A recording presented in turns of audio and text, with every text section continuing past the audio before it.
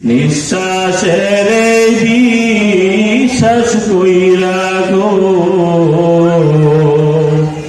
বদলাম বাড়ি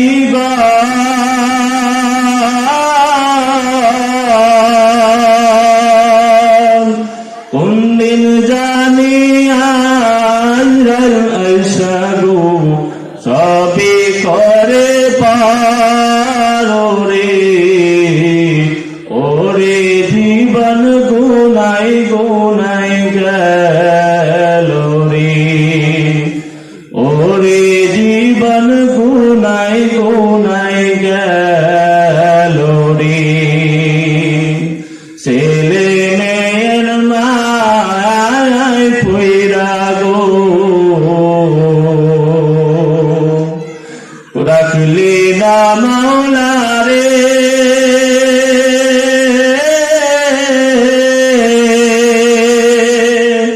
কি জানে কি উপায় হবে গো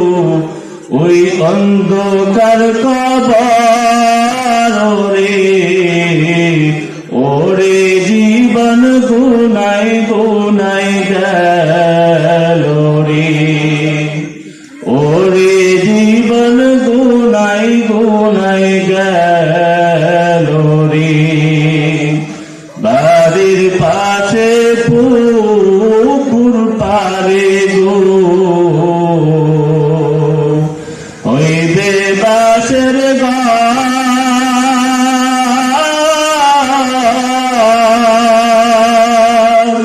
বায়ো নাই করবা আন্দব নাই রে কে লইবে খাবার রে ওরে জীবন গুনাই গুনাই গেল রে ওরে জীবন গুনাই গুনাই গেল রে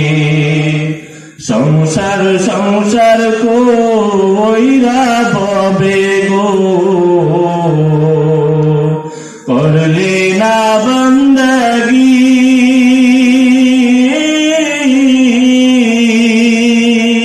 কিভাবে কাটাবি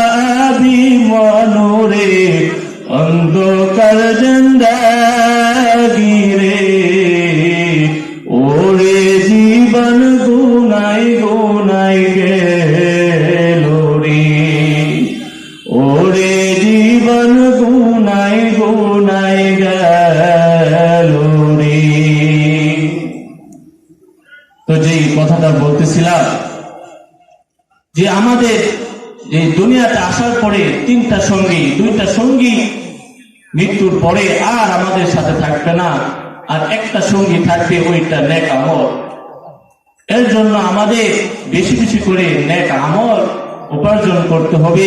আর যদি গুনাহগার হইয়া অন্ধকার কবরে যায় তাহলে আল্লাহ নবী বলে ওই কবর আমার আপনার জন্য একটি আযাবের ঘর হবে জাহান্নামের আগুন দাও দাও করে কবরের ভিতরে জ্বলতে থাকবে যদি গুনাহ নিয়ে অন্ধকার কবরে যায় আল্লাহ নবী বিশ্ব নবী রাহমাতুল লিল আলামিন বলে দুপাশের মাটি এমন জোরে চাপ মারবে এক পাজরের হাড় অন্য পাজরে ঢুকে যাবে এরকম হবে যে কবর এত সংকীর্ণ হয়ে যাবে এত গভীর ভাবে কঠিন ভাবে চাপ মারবে যে এক পাজরের হাড় অন্য পাজরে ঢুকে যাবে তারপরে শুধু কি এতটুকুই তারপরে তার কবরটা একটি আগুনের ঘর হয়ে যাবে ধাও ধাও করে আগুন জ্বলবে তারপরে সাপ এরকম বড় বড় সাপ তার কবরে পাঠিয়ে দেওয়া হবে যেগুলা তাকে একবার দংশন করলে 40 বছর পর্যন্ত সে ব্যথায় যন্ত্রণায় কাতরাইতে থাকবে ব্যথায় যন্ত্রণায় কাতরাইতে থাকবে কিন্তু মরণ হবে না ওই কবরের মধ্যে দ্বিতীয়বার কোনো মরণ হবে না ওই যন্ত্রণায় কাতরানোর পর